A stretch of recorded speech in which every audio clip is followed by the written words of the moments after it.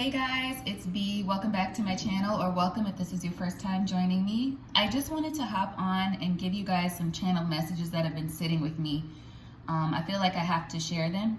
It's my responsibility. I can't just act like I'm not receiving these messages, okay? And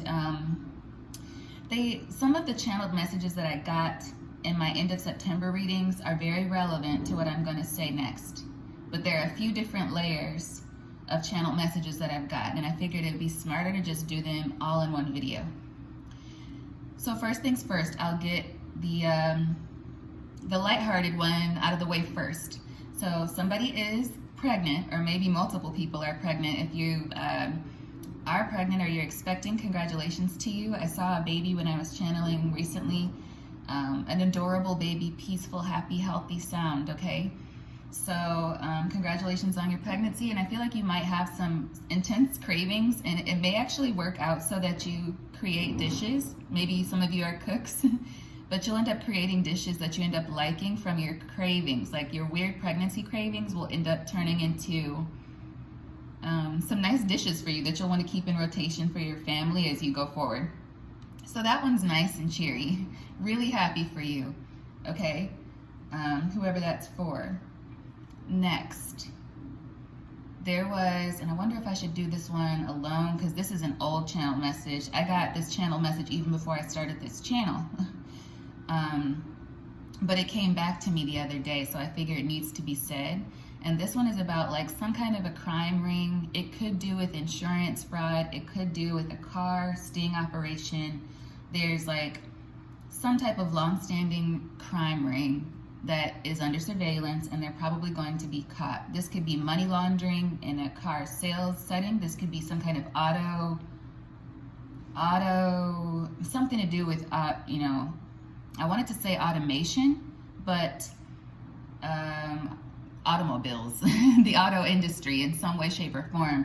It could be dealerships, it could be, and I don't want to get very specific at all because I don't have any specifics, but there's just like some kind of money cleansing that's been going on, and some kind of insurance fraud, crime ring kind of tied all together somehow with vehicles or with people in the auto industry. And it could just be a car theft ring. Like, y'all are under surveillance. I'm not tipping anyone off. I'm just saying this message must have come back to me for some reason. And it was tied to a clairaudient message I got about a movie called Gone in 60 Seconds. I had never seen this movie. I hadn't seen any because there are a few different versions. There's an original and there's a remake from the year 2000. And this came to me in a dream, and it was a man saying, "That's okay, Astricky.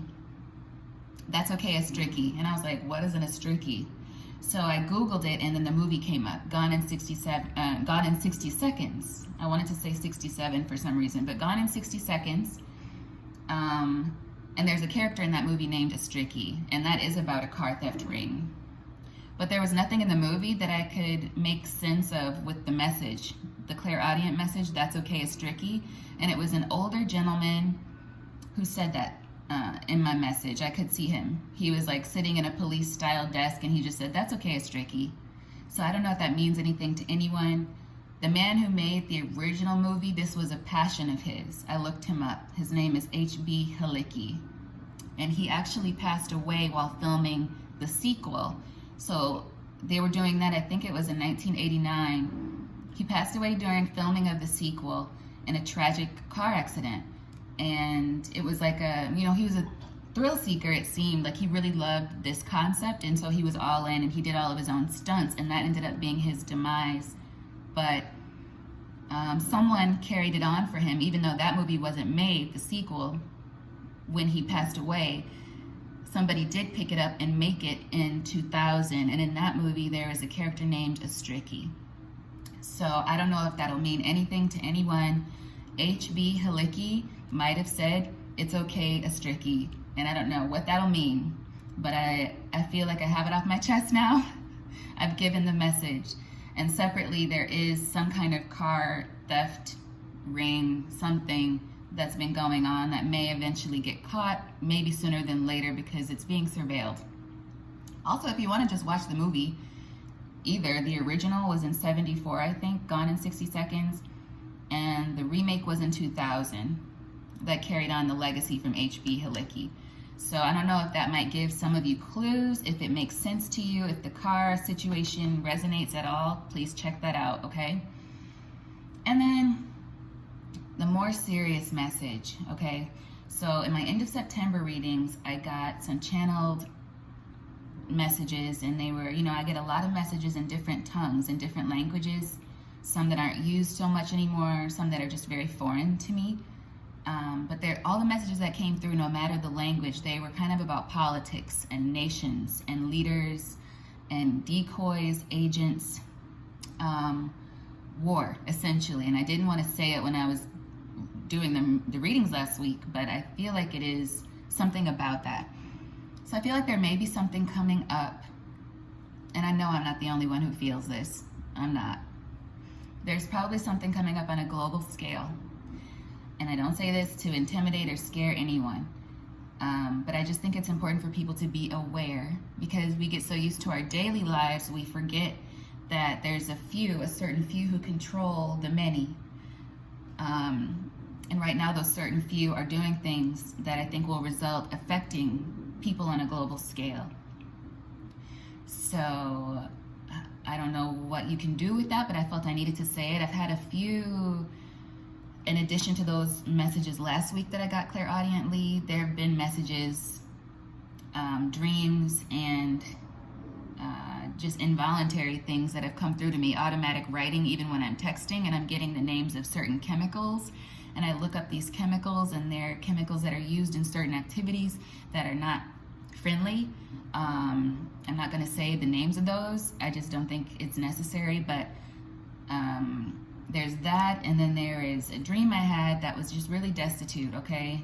And this was had to be almost a year ago. It was a very quick dream. I drifted off on my couch, and I just got kind of a vision. It was so quick. But it was very desolate, like almost a war zone. And I was seeing it like just two people running to embrace each other in the middle of absolutely nothing. Like there was nothing around these two people. And the feeling I got in that dream was that they were grateful to have they were grateful to have found each other.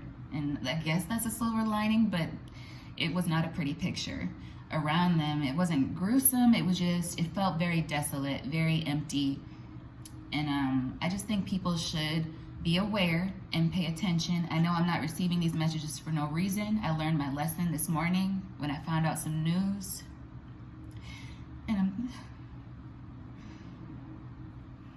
I don't want to get emotional, but there was something that I should have said that I didn't say. And I don't know if it would have helped this person or not. But there's a person whose life is now over, and I was having intense emotions about a situation. And I thought to myself a couple times, excuse me for being emotional, I'm fine, okay? I'm fine. But I had strong urges to be like, you know what, you should post this. You should just put this on YouTube just in case, And I didn't do it. I was like, no, this is just me being irrational. And so I'm never gonna do that again. The channel messages that I get, I'm gonna put on here whether or not they affect anything close to me. If anyone can see it that needs to see it, I'll post it, because I really, I really feel for the person who I found out about today. And it's not anybody I know. It's a story I ended up seeing online of a woman who her apartment was broken into by someone who had a master key. So there was no way for her to prevent that attack. And I had been having these crazy urges to get security locks installed in my door, and I was like, why am I doing this?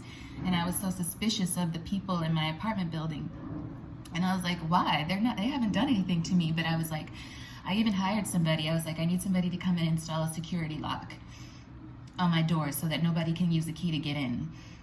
And I felt like that was irrational. Somebody actually did come out and install, they tried to install it and they couldn't because of the construction. And I'm safe anyway, I'm safe where I am. But then I read this morning, there's a young girl who lost her life because some lowlife used a master key to go into her apartment.